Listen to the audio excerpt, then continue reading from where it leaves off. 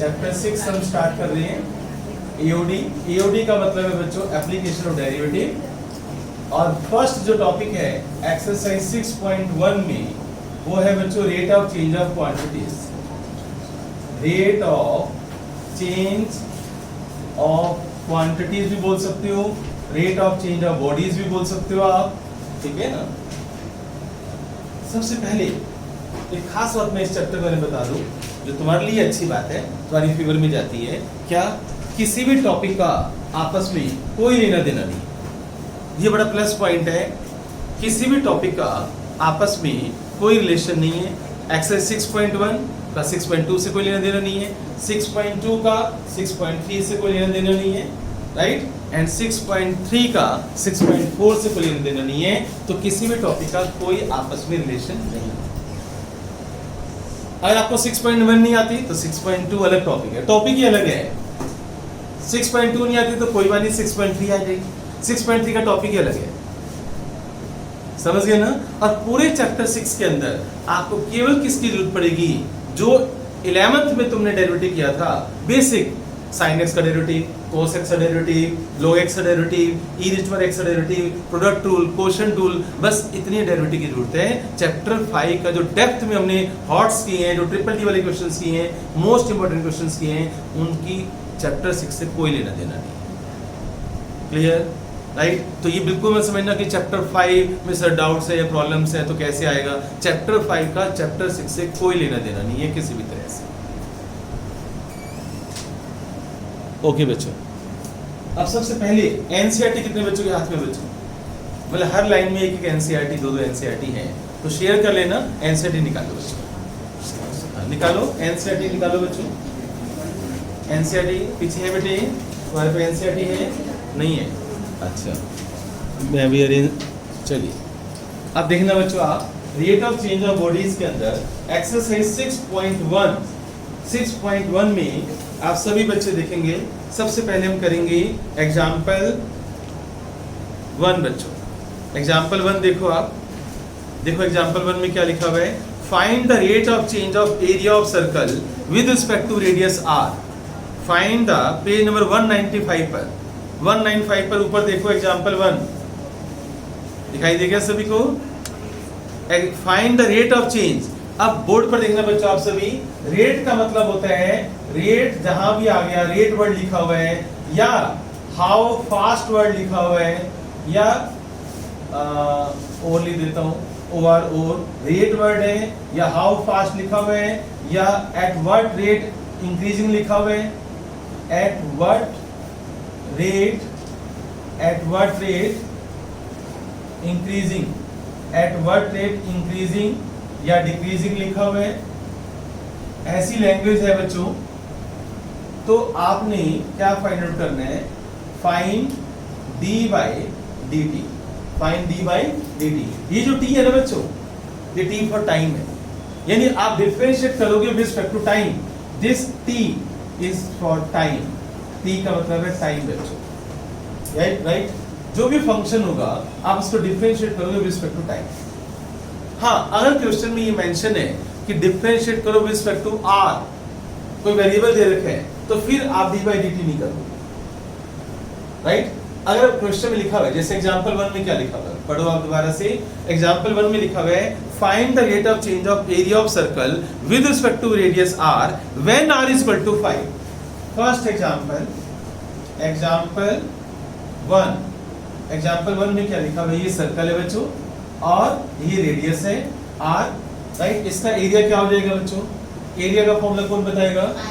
पाई r square. Circumference का formula क्या होता है? 2 पाई आर। और एरिया ऑफ सर्कल क्या होता है? Pi r square.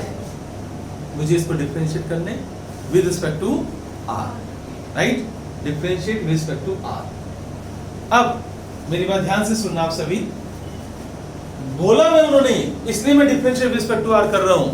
अगर वो ये बोलते at what rate area increasing, तो मैं डी बाई डी टी निकालता, फिर मैं इसको डिफरेंशिएट करता with respect to t, respect to t. पर उन्होंने बोले डिफरेंशिएट करो विद रिस्पेक्ट टू आर, तो मैं मजबूर हो गया हूं विद रिस्पेक्ट टू आर करने के लिए। अब कुछ बच्चे कहते हैं सर जब उन्होंने ये बोला है कि find d a by d r when when r is equal to 5, check करो, when r is equal to 5 centimetre. तो कुछ बच्चे क्या कहते हैं, सर आप r की वैल्यू 5 पहले पुट कर दो। तो ऐसी गलती मत करना, अगर तुमने r की वैल्यू पहले 5 पुट कर दी तो ये तो कांस्टेंट बन गया।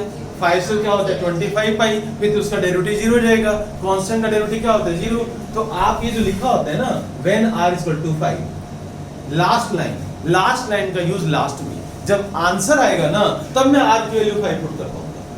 तो लास्ट लाइन का यूज लास्ट में, लास्ट लाइन यूज लास्ट में, याद रखना लास्ट लाइन का यूज लास्ट में। क्या बोले पर्वत मैंने, लास्ट लाइन का यूज लास्ट, क्या बोले, लास्ट लाइन, क्या बोले बेटे, यस लास्ट लाइन का यूज लास्ट। अब पूछो इतने ना कि सर हम पहले पुट कर देते हैं, ऐसी गलती कभी नहीं करते। ओके चलिए, अब एरिया ऑफ सर्कल मुझे क्या निकालना है बच्चों, डीए बाई डीआर। तो अच्छे बच्चों को पता चल चुका है कि इसका सॉल्यूशन क्या होने वाला है, a is equal to pi r square, differentiate it with respect to r। तो अब मैं dA by dr with respect to r में डिफरेंशिएट करूंगा, पाई इंटू आर स्क्वायर का derivative with respect to r बच्चों, with respect to r। x square का derivative क्या होता है 2x, y स्क्वायर का डेरिवेटिव क्या होगा with respect to x, 2y into dy by dx। r square का derivative with respect to r क्या होगा फिर 2r। जैसे x का derivative with respect to x क्या होता है 2x, ऐसे ही r स्क्वायर का डेरिवेटिव क्या होगा 2r। अब आप लास्ट लाइन का यूज लास्ट में डेरिवेटिव कर चुके हो, r की वैल्यू 5 पुट कर दो, put r is equal to 5, तो यहाँ पर 5 पुट कर दो, 10 पाई सेंटीमीटर। बताओ इसका यूनिट कैसे तैयार करोगे, नहीं खाली स्क्वायर नहीं, एरिया का यूनिट क्या होता है बच्चों स्क्वायर। तो ऊपर क्या आएगा सेंटीमीटर स्क्वायर, ऊपर क्या आएगा सेंटीमीटर स्क्वायर, और नीचे क्या है बच्चों रेडियस, और रेडियस का यूनिट क्या होता है सेंटीमीटर।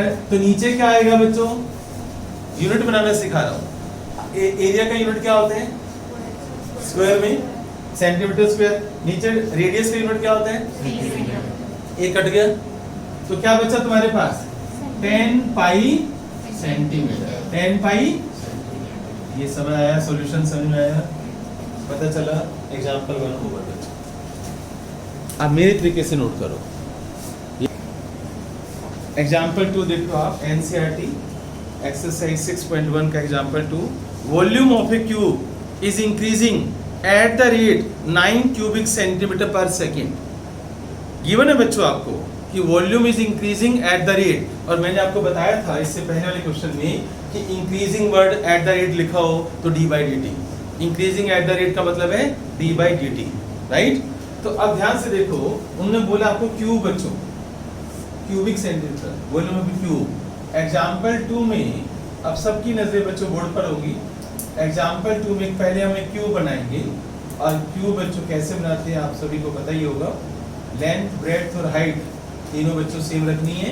बताओ क्यूब के डायमेंशंस बच्चों सेम होंगे ना, तो मैंने x ले लिया। बताओ इसका वॉल्यूम का फॉर्मूला क्या होगा बच्चों, length into breadth into height, x into x that is x cube. Clear. अब आपको पहली लाइन का मतलब समझना है, फर्स्ट लाइन पढ़ो, देखो क्या लिखा हुआ है, volume is increasing at the rate 9 cubic centimetre पर सेकेंड। इसका मीनिंग देखो आप, मैथमेटिकल मीनिंग, इंग्लिश में नहीं, mathematical meaning. Volume is increasing यानी एट द रेट, यानी dV by dt। मैंने बोला था एट द रेट वर्ड आ गया, how fast increasing, how fast decreasing, right. तो आपने d by dt लगाना है, क्या लगाना है आपने d by dt। तो volume is increasing at the rate यानी dV by dt, और यूनिट से भी देख लो आपको पता चल जाएगा क्या गिवन है इसका यूनिट बच्चों, ध्यान से देखो 9 क्यूबिक सेंटीमीटर। बताओ 9 सेंटीमीटर क्यूब लिख दूं, क्यूबिक सेंटीमीटर पर सेकंड। तो नीचे क्या आ गया बच्चों सेकंड। देखो वॉल्यूम का यूनिट क्या होता है सेंटीमीटर क्यूब, और टाइम का यूनिट क्या होता है सेकंड। देखो बन गया, ऐसे भी आइडिया हो जाता है कि dV by dt हमें गिवन है। क्या गिवन है हमें dV by dt, ये हमें गिवन है बच्चों dV by dt। अब आगे पढ़ो, how fast is the surface area increasing. How fast का मतलब क्या होता है बच्चों d by dt, surface area का सिंबल मैंने ऐसे ले लिया, सरफेस एरिया का सिंबल आप ए लो, एस लो, कोई फर्क नहीं पड़ता। मैंने एस बोल दिया। ds by dt आपको फाइंड आउट करना है। Find ds by dt। आगे देखो क्या लिखा हुआ है, when length of the edge is 10 cm when x is equal to 10 cm। अब मेरा काम देखो, मैं इसको बोलता हूँ फॉर्मेटिंग। क्या बोलता हूँ इसको मैं? फॉर्मेटिंग। यानी मैंने क्वेश्चन पढ़ा, क्वेश्चन पढ़कर मैंने उसकी फॉर्मेटिंग करी। फॉर्मेटिंग का मतलब है उस इंग्लिश लैंग्वेज को मैंने मैथ्स की लैंग्वेज में कन्वर्ट कर दिया। तो जब भी तुम होमवर्क करोगे बच्चों, होमवर्क के अंदर जब क्वेश्चंस करोगे, तुम्हारा पहला काम होगा डायग्राम बनाना। गिवन है तो गिवन लिखना मेरी लैंग्वेज, ऐसे मैथ्स की लैंग्वेज में, इंग्लिश लैंग्वेज नहीं उतारनी, ठीक है ना? मैथ्स की लैंग्वेज में लिखना। जो फाइंड आउट करना है वो आपको पता होना चाहिए, क्या फाइंड आउट करना है, व्हेन क्या गिवन है वो पता होना चाहिए। ऐसे पहले क्वेश्चंस को आप मैथमेटिकल रिप्रेजेंटेशन में करोगे, आप पहले मैथ्स में एक्सप्रेस करोगे आप इंग्लिश लैंग्वेज का। सॉल्यूशन तो बात की बात है। कुछ बच्चे मैं देखता हूँ जो टेस्ट लेता हूँ, वो ये इंटरप्रिटेशन ही गलत करते हैं। पूछा क्या गया है, निकाल पूछ रहे हैं, तो बताओ मैं क्या चेक करूंगा? मैं चेक ही नहीं करूंगा। समझ गए मेरी बात को?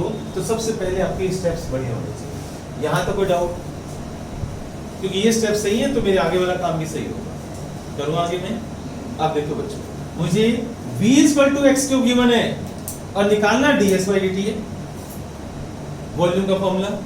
अच्छा बताओ, सरफेस एरिया का फॉर्मूला कौन बताएगा? ये क्यूब है बच्चों, क्यूब। एक बात बताओ, क्यूबॉइड का एरिया तुमने क्या पढ़ा हुआ है? बताओ, याद करो। जब तुम छोटे छोटे थे, क्यूबॉइड का एरिया क्या पढ़ा हुआ है? Surface area. जो दीदियां रटवाती थी तुम्हें याद करो। यस, वो वॉल्यूम होता है। एरिया, एरिया बोल बोल बोल।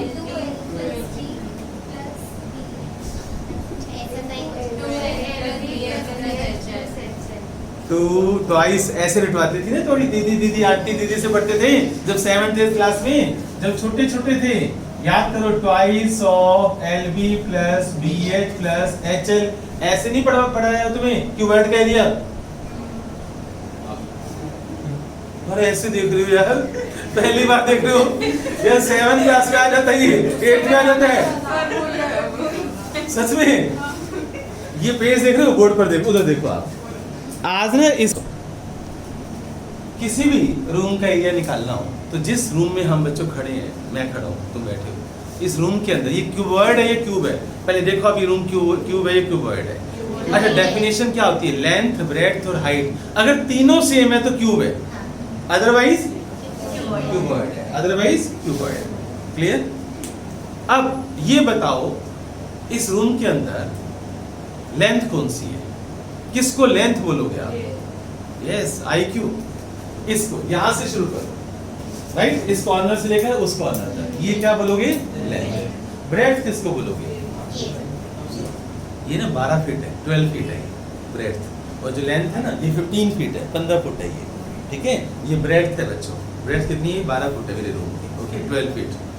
तो ये ब्रेड्थ है और वो लेंथ है, और इसे क्या बोलते हो? Height, right? और ये हाइट है बच्चों 8.5 फीट। 8.5 फीट ये हाइट है इसकी, ओके बच्चों।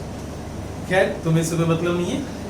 अब वैसे नॉलेज दे रहा हूँ कि 12 फीट कितना होता है, थोड़ा आइडिया हो जाता है बच्चों को। अब इस दीवार का एरिया, ये सामने वाली जो वॉल है रेक्टेंगल है, ये ब्रेड्थ है, ब्रेड्थ को बोलोगे B। ब्रेड्थ को क्या बोलोगे? B। और हाइट को बोलोगे H। पता है? अच्छा, ब्रेड्थ को B बोलोगे, हाइट को H बोलोगे, तो इसका एरिया क्या होगा? BH। इसका एरिया क्या होगा? Length into B into H। इसका एरिया क्या होगा? अब इसका एरिया BH होगा इस दीवार का, तो ठीक इसके उधर वाली जो दीवार है हमारे, उसका एरिया कितना होगा? कितना होगा? BH। अब BH प्लस BH कितना बन गया? आया 2BH। 2BH आ गया, याद आ गया? अच्छा, अब एक सेकंड, अब इधर आ जाओ। ये L है, L, ये H है, इसका एरिया कितना होगा? LH। जितना इधर है उतना ही तो इधर होगा, तो 2LH हो गया भाई। 2LH तक पहुंचा दिया मैंने, 2BH भी हो गया, 2LH भी हो गया। अब अरे यार, जो नहीं आए हैं वो भी तो सुनेंगे। अच्छा, अब फर्श का एरिया, ये बच्चों बी है ना, और ये एल था ना, तो फर्श का एरिया कितना होगा? एल इंटू बी, तो उतना ही एरिया छत का होगा ना बच्चों। तो एल बी और एल बी कितना हो गया? मैंने प्रूव कर दिया 2 twice of l b plus b h plus h. समझ आ गया? अब लेंथ, ब्रेड्थ और हाइट तीनों क्या है बच्चों? क्यू में क्या है? सेम। तो सोचो बच्चों, L into L plus L into L plus L into L, तीनों सेम है ना।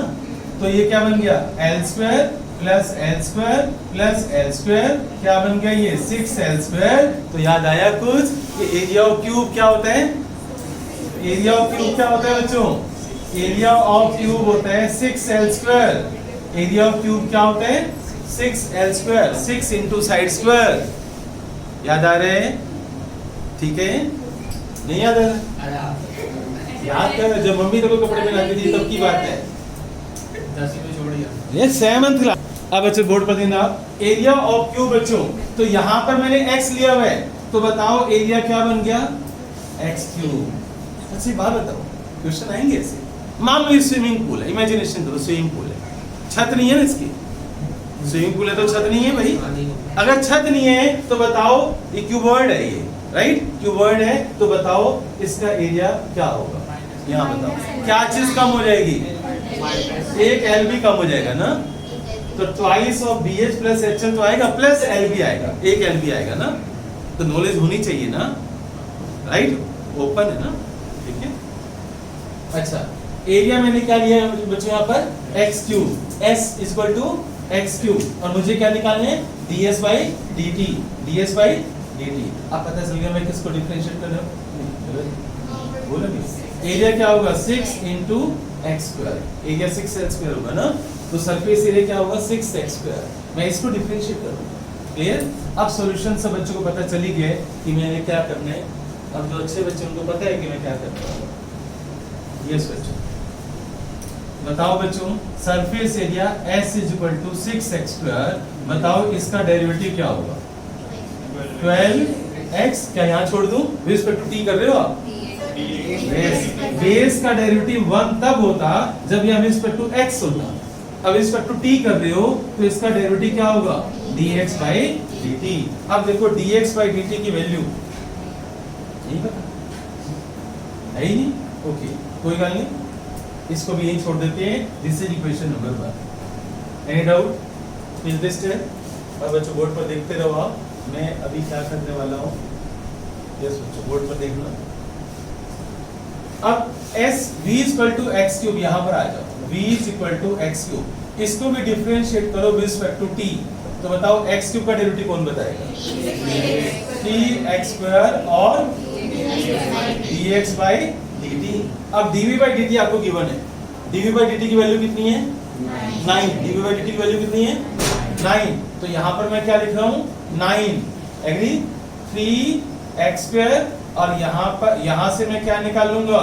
dx by dt, और ये dx by dt की वैल्यू मैं सब्स्टिट्यूट कर दूंगा यहाँ पर। dx by dt की वैल्यू, राइट? क्या होगी dx by dt की वैल्यू? कौन बताएगा? इसको नीचे ले जाओ। 9/3x square, 9/3x square. तो आप यहाँ लाओगे, ठीक है? आप यहाँ पर पुट कर दोगे 12x into 9/3x square, dx by dt की वैल्यू आ गई 9/3x स्क्वायर। इस स्टेप समझ आ गई? अब आप कटिंग करो बच्चों, और x की वैल्यू पुट कर देना। कितना हो जाएगा ये? 12 3 जा 36, और एक x नीचे बच जाएगा, 36/x आ जाएगा। एक x बच जाएगा ना बेटे, इधर इधर 36/x। अब x की वैल्यू उठाओ बच्चों, when x equal to 10। अब x की वैल्यू 10 पुट कर दो, तो बताओ आपका आंसर क्या आएगा? 36/10। 36/10 को कटिंग कर सकते हो या पॉइंट ले सकते हो आप, तो 3.6। 3.6। अच्छा ये बताओ यूनिट क्या कैसे बनाते हैं? हमें निकालना क्या था बच्चों? ds by dt। क्या निकालना था? ds by dt। तो यूनिट तैयार करो। सरफेस एरिया किसमें होता है? सेंटीमीटर स्क्वायर, और टाइम सेकंड में। तो इसका यूनिट क्या बनेगा? Centimetre square upon second. Cutting कर लेना या 3.6 ले देना इसको, ठीक है? ये समझ आया? स्टेप्स पता चल गए? नोट करो, ट्रिपल टी लगाओ। ट्रिपल टी में मोस्ट इंपॉर्टेंट क्वेश्चंस को लगाता हूँ। जो बहुत अच्छे क्वेश्चंस होते हैं वो ट्रिपल टी वाले होते हैं। एग्जाम्पल 3 बच्चों, NCERT example 3। A stone is dropped into a quiet lake and waves moves in a circles at a speed of 4 centimeter per second. At the instant when the radius of circular wave is 10 centimeter, how fast the enclosed area increasing? याद करो, जब तुम छोटे छोटे थे बच्चों, तो पानी इकट्ठा हो जाता था घर के बाहर ना, यहाँ वाटर इकट्ठा हो जाता था पानी। अब पानी इकट्ठा हो गया, तुम बैठे हुए हो, कोई कागज की बोट बनाकर उसमें चला रहे है ना। अब तुम सारे बैठे हुए हो, वो एक लड़का आता है मंथन जैसा, और वो जोर से पत्थर मारता है उसके अंदर। तो सोचो क्या होगा, तुम भागोगे, पानी तुम्हारे ऊपर आएगा। लेकिन अच्छा बच्चों, अब मंथन एक्चुअल में हाई IQ स्टूडेंट है, उसने तुम्हें डराने के लिए पत्थर नहीं मारा था, वो तो तुम डर गए। उसने पत्थर इसलिए फेंका था कि पहले एक वेव बनेगी, सर्कुलर वेव, ये वेव धीरे धीरे आगे जाएगी, ये यहाँ जाएगी, फिर ये यहाँ जाएगी। तो इसको ऑब्जर्व कर रहा था, उस वेव्स को। ऐसे वेव जाती है ऐसे, तो धीरे धीरे ये वेव आगे जाएगी। अब ये हैरान है कि तुम उठते क्यों भागे, ये डोंट नो। अब उसका काम था अपना काम करना, एक्सपेरिमेंट कर रहा है, बीच में तो फेंकेगा यहाँ, तभी तो वेव्स तैयार होंगी, राइट। हाई IQ यार, इधर देखो, ठीक है ना। अब बच्चे वेव्स आएंगी। एक बात बताओ, ये वेव चल रही है, ये रेडियस पहले छोटा था, फिर ये रेडियस बड़ा हुआ, फिर रेडियस और बड़ा हुआ, और बड़ा हुआ, और बड़ा हुआ। क्या चेंज हो, रेडियस इंक्रीज होगा तो क्या होगा, एरिया भी इंक्रीज होगा। रेडियस बढ़ेगा तो एरिया भी तो बढ़ेगा, समझ आ गया। तो ये वेव्स हैं, अगर ये बढ़ेंगी, रेडियस बढ़ेगा तो एरिया भी तो बढ़ेगा इनका। अब क्वेश्चन पढ़ो, अब फिर पढ़ो क्वेश्चन को।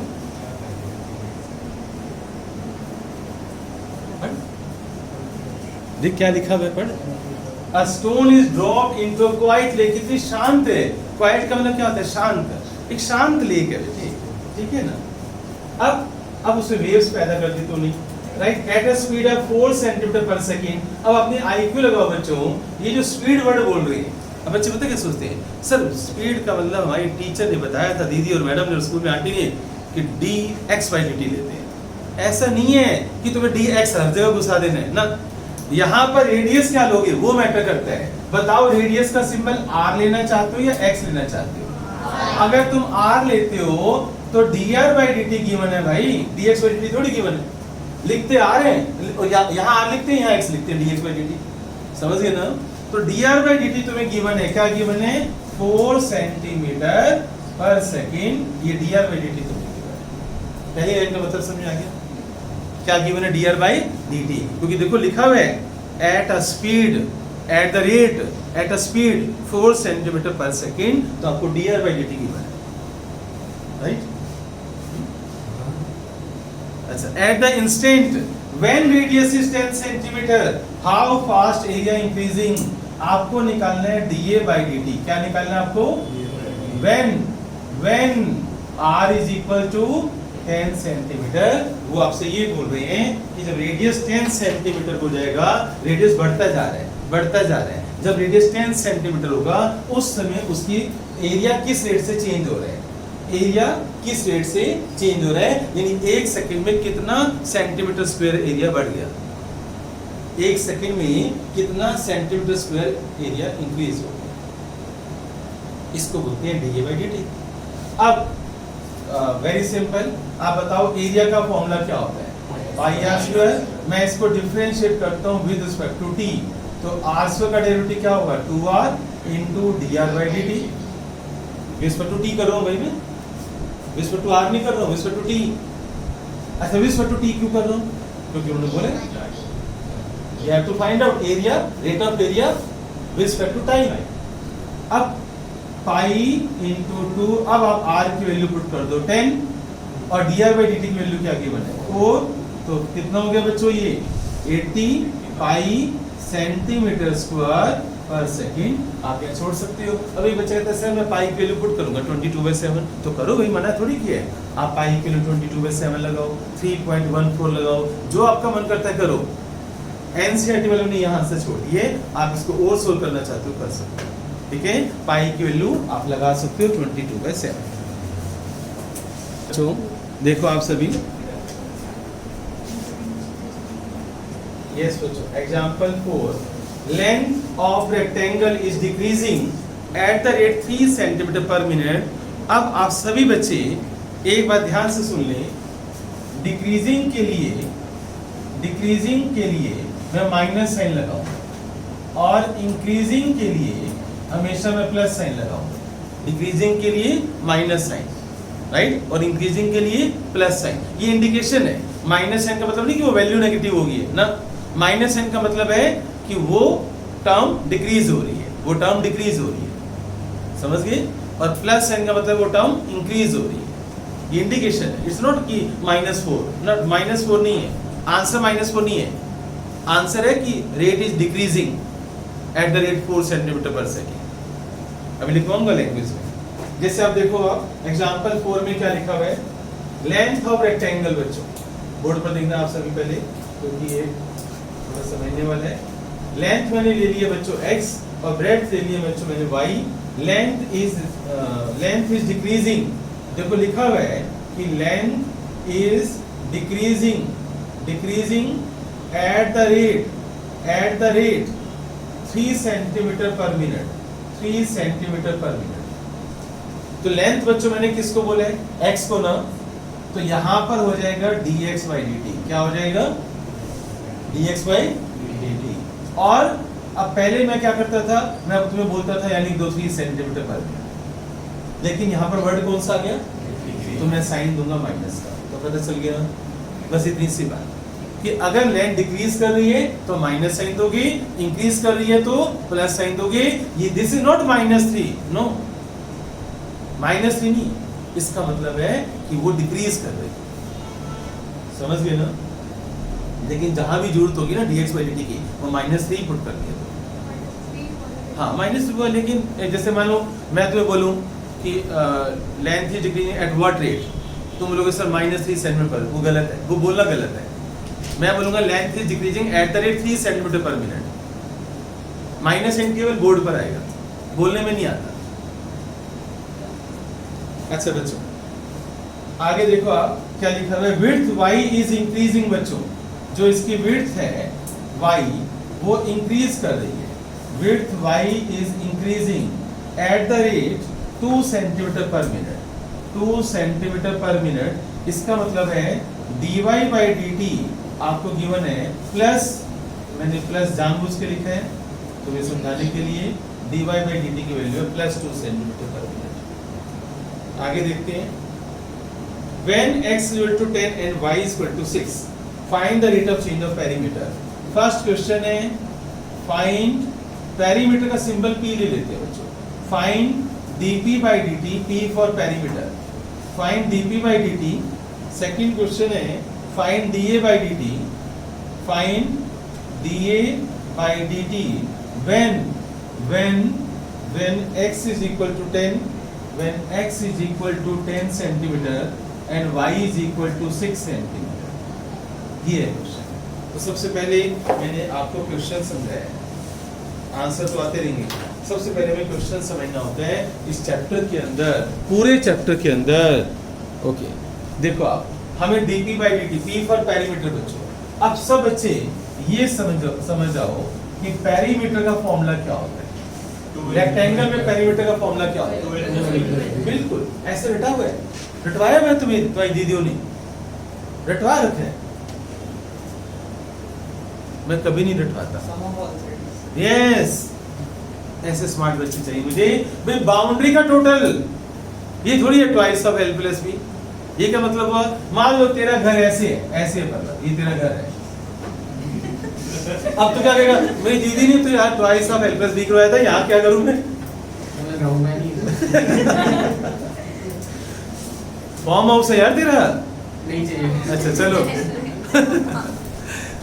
पेरीमीटर की डेफिनेशन क्या होती है, इंची टेप ले ले, इंची टेप ले ले, ए से शुरू कर, ए से बी इंची टेप से नाप, ये नाप, ये नाप, फिर ऐसे फिर ऐसे फिर ऐसे ऐसे करता चल, इंची टेप से नापता चल। जो बाउंड्री का टोटल होता है वो पेरीमीटर होता है। जो बाउंड्री का टोटल होता है वो क्या होता है? पेरीमीटर। जो बाउंड्री का टोटल होता है, ये डेफिनेशन होनी चाहिए। Twice of l plus b वाली डेफिनेशन गलत है, समझ, वो तो एक जगह फिट बैठती है। घर टेढ़ा मेढ़ा जैसा मर्जी हो। अच्छा, ट्रायंगल का पेरीमीटर निकालो तो बोल जाएगा कोई? नहीं ना। ट्रायंगल में क्या करेगा तू? सब बाउंड्री का टोटल करेगा, this plus this plus this, ऐसे करेगा ना। क्वाड्रिलेटरल है तो आप क्या करोगे? आप बच्चों बताओ, क्वाड्रिलेटरल है तो क्या करोगे? ऐसा ऐसा बना हुआ है, अब तो क्या करेगा? तभी तो सबको प्लस करेगा। पेरीमीटर का मतलब है बाउंड्री का टोटल, बाउंड्री का टोटल इंची टेप से नाप।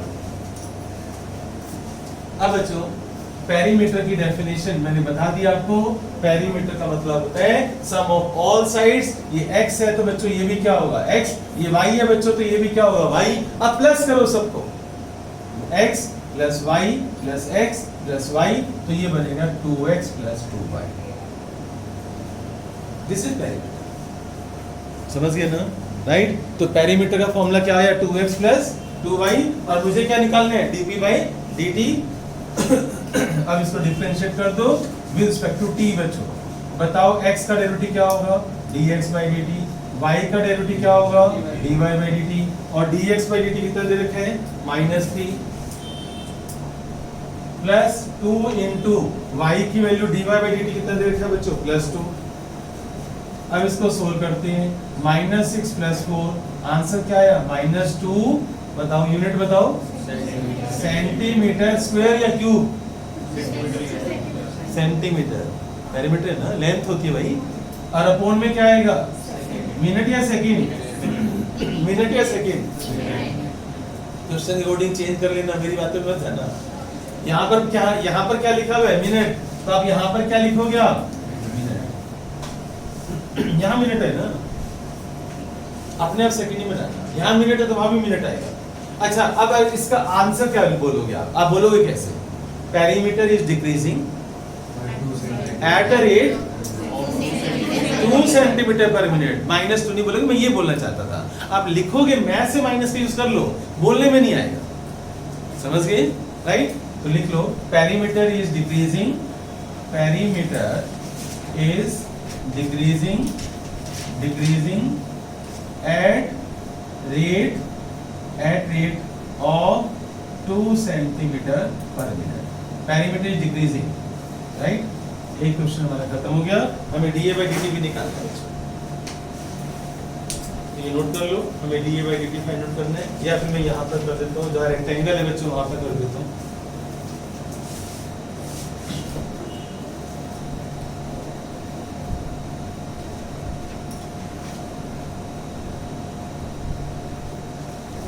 यस। अब dA by dt हमें फाइंड आउट करना है बच्चों। तो फाइंड dA by dt के लिए एरिया ऑफ रेक्टेंगल। रेक्टेंगल का एरिया क्या होगा बच्चों? रेक्टेंगल का एरिया क्या होगा बच्चों? Length into breadth, x into y। अब मैं इसको डिफरेंशिएट करूंगा विद रिस्पेक्ट टू t। अब कोई नहीं बोलेगा मुझे तुम्हारे में से केवल दीक्षा बताएगी। दीक्षा ये बता दे मुझे कि इसका डेरिवेटिव क्या होगा। अरे चुपचाप कान में, अब नहीं पूछूंगा फिर से। दीदी मैं तूने बता दिया। आराध्या तू बताएगी इसका डेरिवेटिव कैसे होगा? एक्स वाई का। आरती प्रोडक्ट रूल, ठीक है ना। तो क्या होगा? कैसे पता चला भाई? 2 वेरिएबल है ना दीक्षा, 2 वेरिएबल है। तू मेरे दिमाग को डांट, उसने तुझे क्यों बताया? उसने कुछ नहीं बताया। चलो, x as it is, product rule क्या होता है बच्चों? First as it is, derivative of second x as it is। y का डेरिवेटिव क्या होगा? dy by dt plus y as it is। x का डेरिवेटिव क्या होगा? dx by dt। तो मैंने क्या लगा दिया? Product rule. अब बच्चों, अब आप लास्ट, अच्छा ये बात बताओ, तुमने एक बात पर ध्यान नहीं दिया। मैंने इस क्वेश्चन के पेरीमीटर के अंदर मैंने इस डेटा का यूज ही नहीं किया। होना चाहिए था ना यहाँ एक्चुअल में एक्स और वाई में कुछ बचा नहीं मेरे पास। अगर यहाँ एक्स और वाई में कोई आंसर आता ना तो मैं एक्स और वाई की वैल्यू पुट करता, पर कुछ है ही नहीं वहां पर, राइट। अब इसमें बताओ एक्स है ना, तो एक्स की वैल्यू क्या पुट करूंगा मैं? dy by dt की वैल्यू 6, सॉरी कहाँ गया ये?